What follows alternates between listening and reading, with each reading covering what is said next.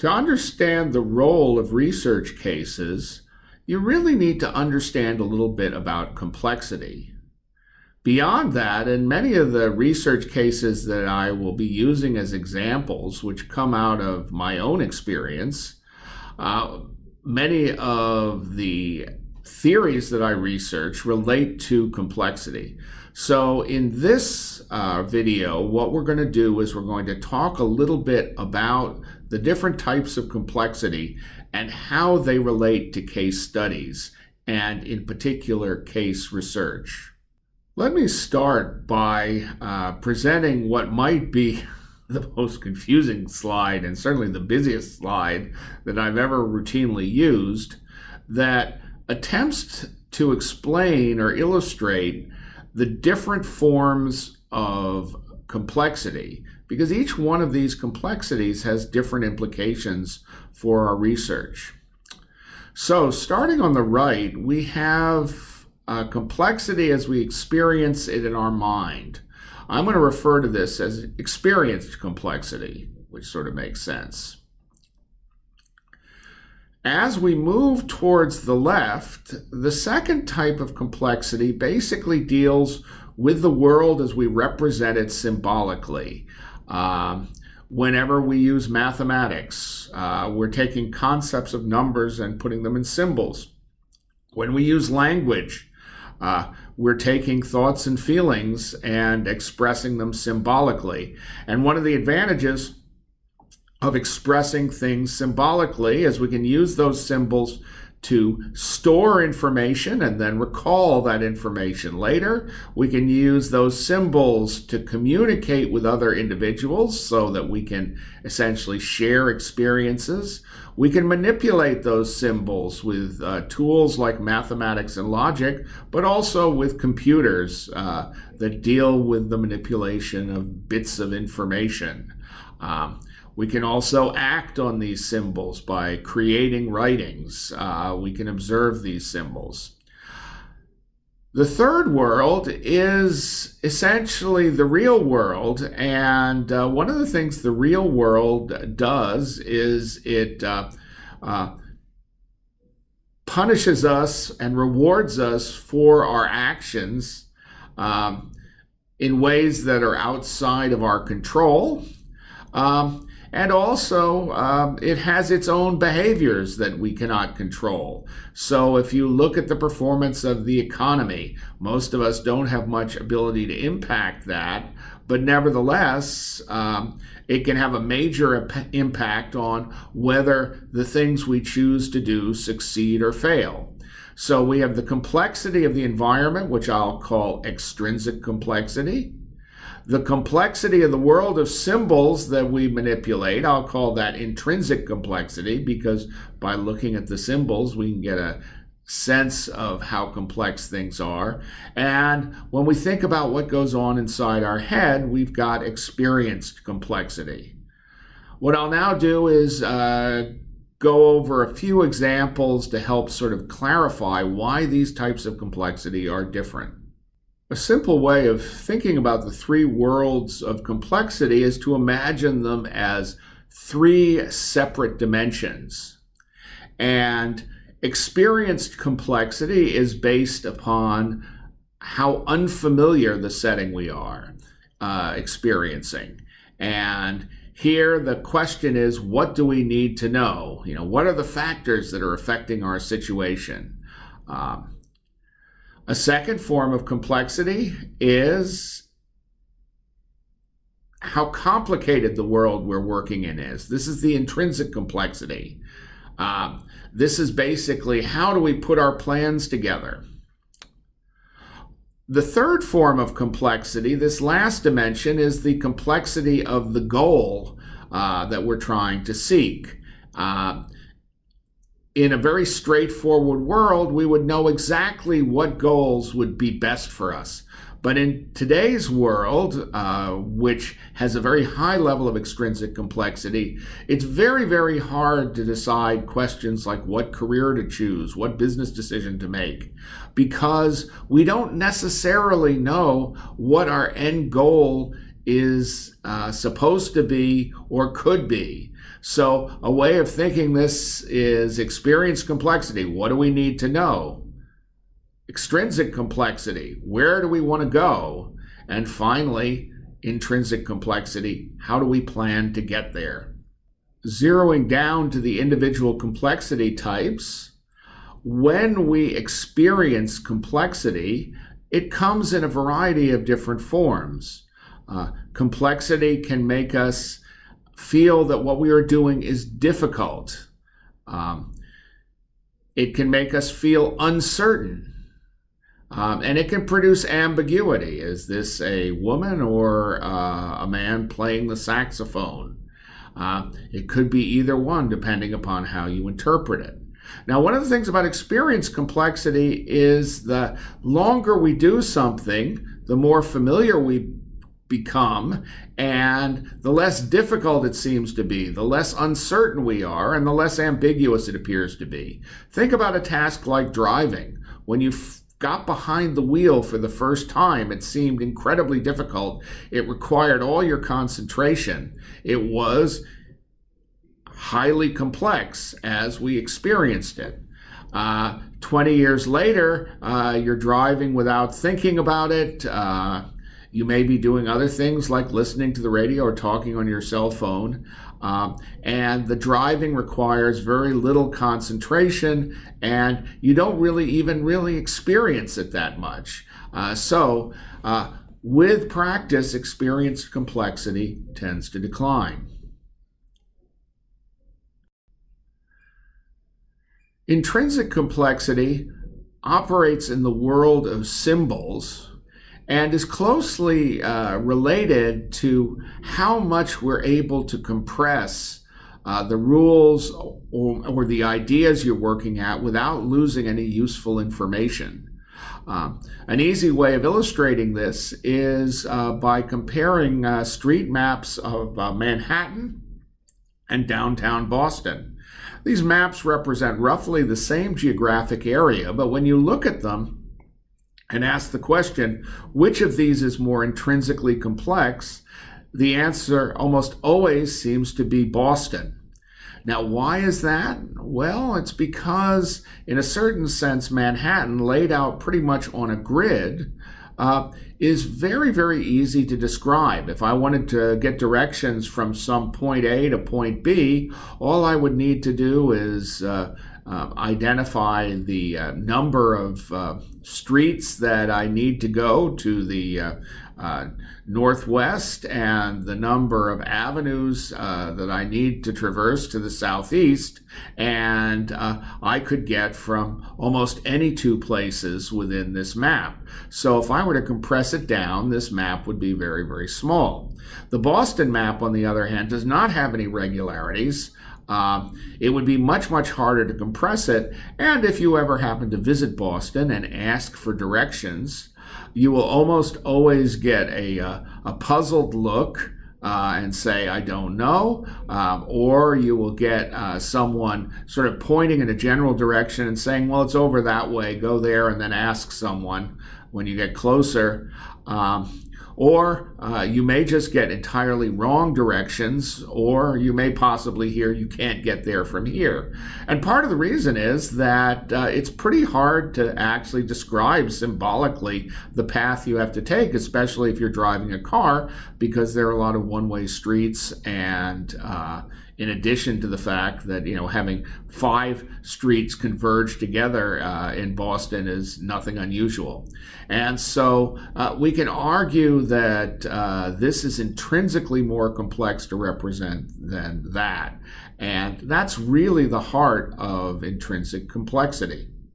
Now, because intrinsic complexity operates in the world of symbols, another good way of thinking about intrinsic complexity is in terms of how large the description of the process is. So we could argue that the federal legal system is intrinsically complex because it takes so much paper to actually describe its workings. For example, here we have page 2319 of the Dodd-Frank bill, and The Dodd-Frank bill specifies financial regulations that need to be created. It doesn't even have the regulations itself. It just identifies what need to be created. Here's an Obamacare stack of regulations from, I think, 2013. And you can assume that stack has continued to grow, much like the tax code. If the U.S. tax code well, let me put it this way. If TurboTax were incorrect, then I'm in deep, deep trouble preparing my taxes because I don't really fully understand it. But fortunately, in the world of intrinsic complexity, symbol manipulating systems like a computer can be very, very helpful. Now, I mentioned in the world of intrinsic complexity, it is much more likely that over time the complexity will grow as opposed to shrink. As you may recall, with experience complexity, as we gain experience, things seem less complex. We experience lower complexity. With intrinsic complexity, unless a complete restructuring occurs, what tends to happen is we tend to add to the complexity of the system over time instead of decline. That's one of the reasons why we need to separate out those two types of complexity. The third type of complexity, extrinsic complexity, is a little bit more complicated to explain, and yet it is fundamental to the way I understand case research. So let's start with a simple example of something that is very low extrinsic complexity and something that's quite high extrinsic complexity. The key to extrinsic complexity is the degree to which you can separate out the factors that produce fitness. And for our purposes here, we'll just consider fitness to be some positive dependent variable that we want to maximize. So if you are taking a multiple choice test, each question has a correct answer, and each answer adds to the score independently of your other answers. So, all other things being equal, you will always be better off if you get question 17 on the test right versus 17 wrong. And the same can be said of questions 1, 2, 3, 4. In other words, it's always better to get each individual question right than it is to get wrong. Another way of saying that is that there is no interaction between the factors that lead to fitness. In the case of this test, the how high your score is. Now let's compare that with a cookbook and imagine that what we're trying to do is we're trying to determine whether a particular ingredient adds or detracts from the fitness of a particular recipe. Another way of saying that is, well, is garlic a good ingredient or not? Well, intuitively, we can see the answer is it depends. Why is that the answer? Because it depends upon what you're making. If you're making a dish with lamb, garlic is almost always going to be a good ingredient. If you are making a dessert, it's relatively rare that garlic is going to actually add to the quality of that dessert. The point of high extrinsic complexity is if you've got a bunch of factors that affect fitness, you have to look at how the factors interact in high extrinsic complexity, whereas in low extrinsic complexity, what you can do is you can simply look at the factors independently, and you can try to optimize each factor one at a time without worrying about the resulting combination. If you wanted to illustrate this graphically, what you would argue is that in low extrinsic complexity, your total fitness, say the size of the bar, is going to be the sum of the fitness associated with each individual variable. And each individual variable will have its own range of impact. If you've ever used multiple regression assumes that the impact of each variable is decomposable. So you get an equation where x6 has a particular coefficient, x5 has a particular coefficient, x4, and so forth. And to find the total dependent variable, you add them up together. So when you're using multiple regression, what you're doing is you're assuming that the dependent variable that you're trying to predict or understand is the result of a decomposable or low extrinsic complexity process. Now, when you are dealing with high extrinsic complexity, it is the combinations of variables that make a difference. And so you really can't predict the impact of any given variable without knowing the values of all the other variables. This is much more complicated to express as equations. So high extrinsic complexity, if you're going to write an equation for it, is going to be much, much larger. The equation will be more intrinsically complex, because remember, intrinsic complexity deals with the world of symbols, than a simple equation where everything operates independently. In addition, what you can find is that small changes to one variable can have a big impact on fitness in some circumstances and relatively little impact in other circumstances. For example, if you look at a cake recipe, if you leave out that teaspoon of baking powder that the recipe calls for, you're going to be creating construction material, a very, very low fitness cake. On the other hand, if I were to toss a teaspoonful of baking powder into a curry recipe, I very much doubt that anyone would notice. It might bubble a little bit more, but it wouldn't really have that much impact. So the impact of any particular variable is going to depend a lot on the context, which is just saying once again, it is the combination of variables that determine fitness as opposed to the sum of variables that determine fitness. Another way of visualizing high extrinsic complexity is by thinking of it in terms of a terrain. And in a low extrinsic complexity, where everything's decomposable, you're going to get a single peak. In the case of the SAT, it's the peak that you get when you answer every question right. And individual changes in individual answers will only have a relatively small effect on fitness, because fitness tends to be the sum of all of your variables. And so if you've got 100 variables, the average variable is only going to have a 1% impact. Now, mind you, there might be some variables that are so important you can ignore the others, but those tend to be very easy to find. When we're doing research, what we're usually interested in finding the things that everybody doesn't know, not the things that are immediately obvious.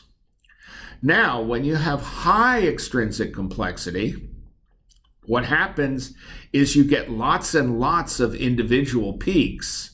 And as you maneuver around the landscape, it's very easy to get stuck on a local peak where any incremental step you take takes your fitness down, but where there are actually much higher peaks that you could potentially reach.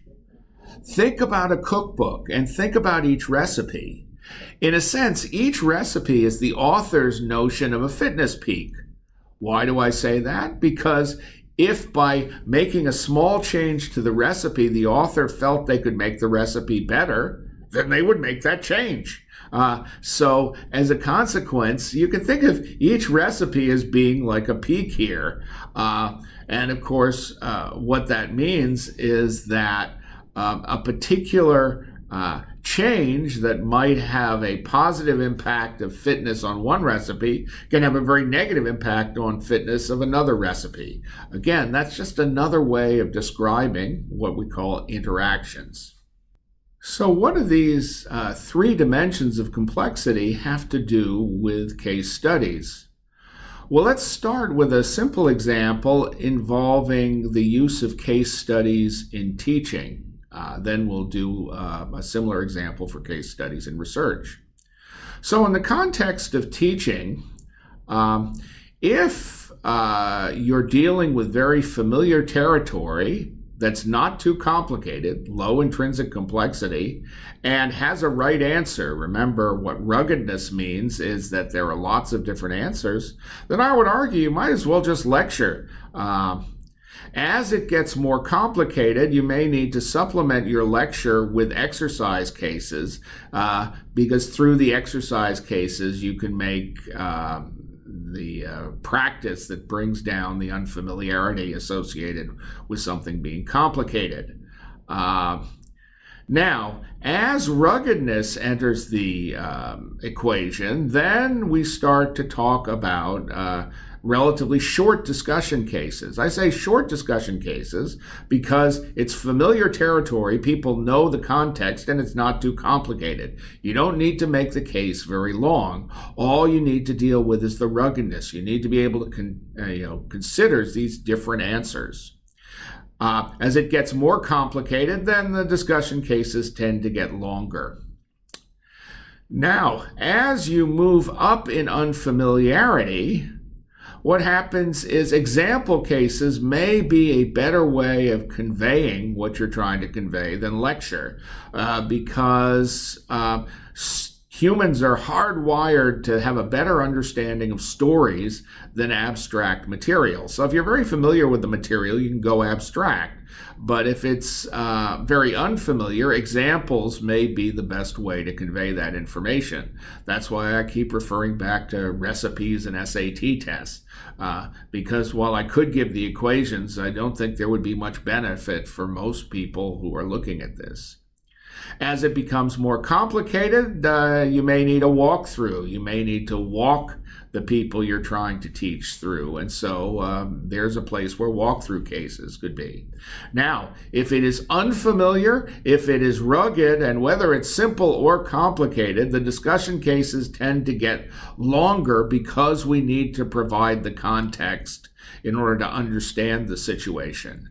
And so this is the problem area, essentially where at least two of the three complexity measures are high and ruggedness is definitely high, that the long discussion case tends to fit in. Now, let's think about how this same complexity model might be applied to research methods.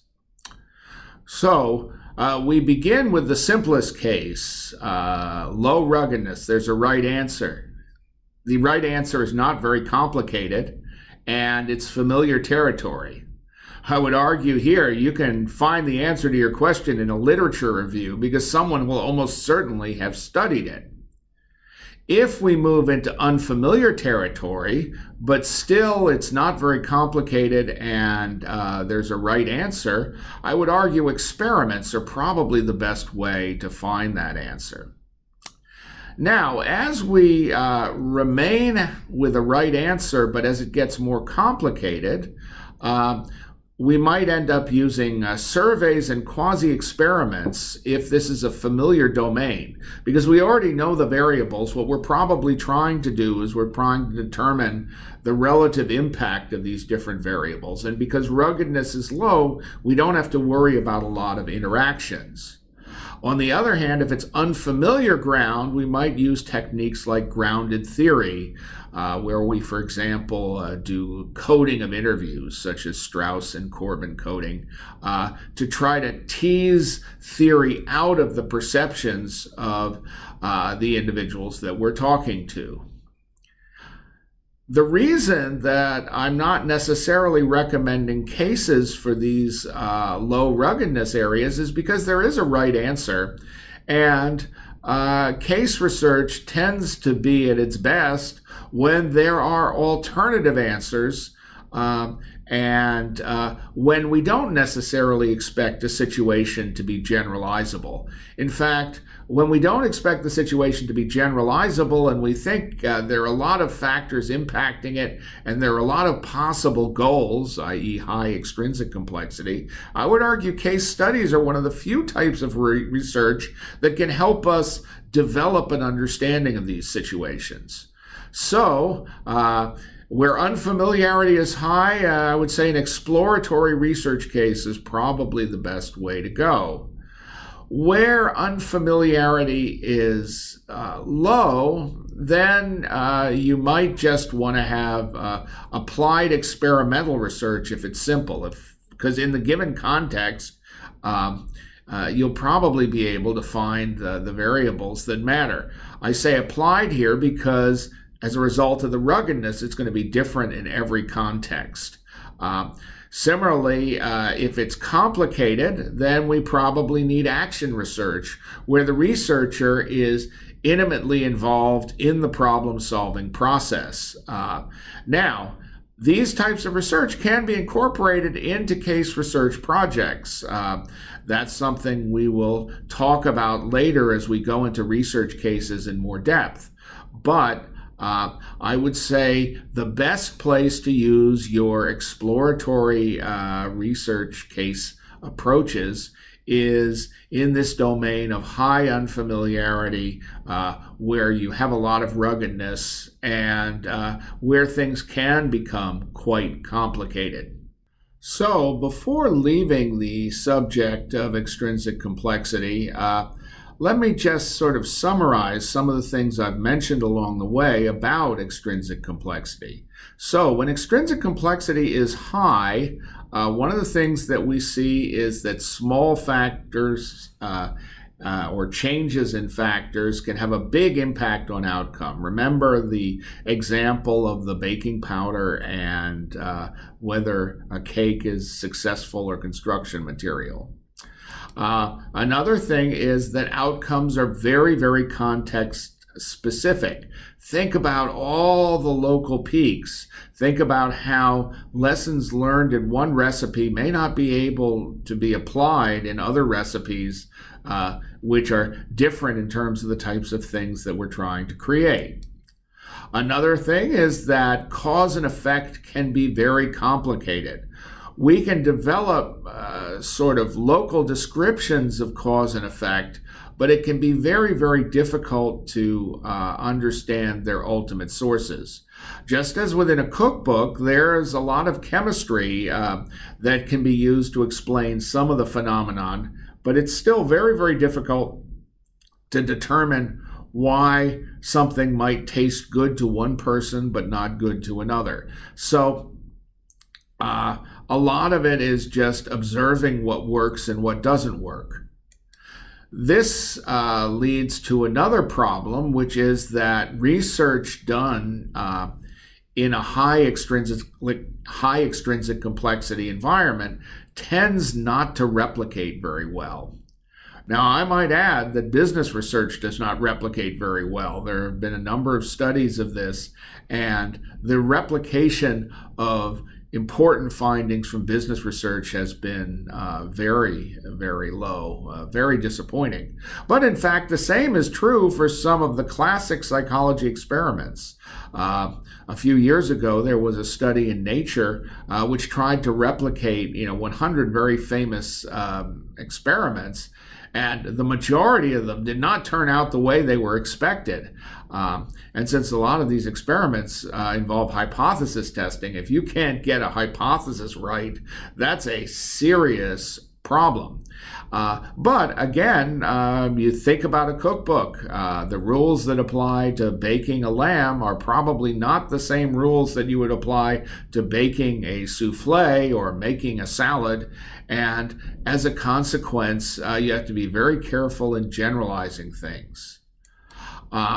Another thing, which I haven't really talked about here, but which turns out to be a very important effect in the real world, is that one of the best ways to deal with complexity may be to look for other entities, whether they be organizations or individuals who are similar as possible to you, and then try to imitate some of their behaviors. Because the more different an organization is from your organization, or the more different a person is from you, the less likely that making a change that benefited it or them is going to benefit your own organization or you personally. So it's one of these things that tends to produce tribalism or polarization, because very often in an extrinsically complex environment,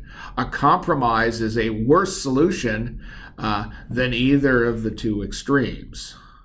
Finally, case research may be the only research that you can really use in these high complexity contexts, because at least you can get individual perceptions on cause and effect, and you can look at lots of different variables, and you can look at them in many different ways. And as we now turn to research case studies, we will learn more about that. So what are some of the key points I'd like you to come away with from this lecture? Well, to start with, there are three forms of complexity. Experienced complexity is driven by how unfamiliar the domain is. Intrinsic complexity is driven by how complicated our representation of the world, whether it be in symbols or language or equation, is, and the degree to which that can be compressed. The third and most important is extrinsic complexity, and this is the degree to which factors interact in determining success or failure. Low interaction means low extrinsic complexity. It's relatively easy to find where to go. High interaction means high extrinsic complexity, and there are lots of possible solutions, some of which are likely to be better than the other, but they're all determined in combination of all the factors that affect us, as opposed to the result of summing the individual factors that affect us. Third rule is that most research methods are designed for low extrinsic complexity. If we want our research to generalize, if we want to look at one variable at a time and think it means something, it only works in low extrinsic complexity environments. The corresponding principle is that cases are one of the few research techniques that can really handle high extrinsic complexity situations. The only thing you need to remember, however, is that they will not necessarily generalize. I summarized a lot of these principles in a paper called The Complexity and the Case Method that was specifically focused on discussion cases, though it had a section on research cases as well. That is the reading that follows. Just a humorous side note, the actual title was supposed to be Complexity in the Case Method, which makes a lot more sense. But as a result of a title change, somehow the never got lost, and so it will forever be The Complexity in the Case Method. When you take the quiz on this module, it will include both content from this lecture and from the reading.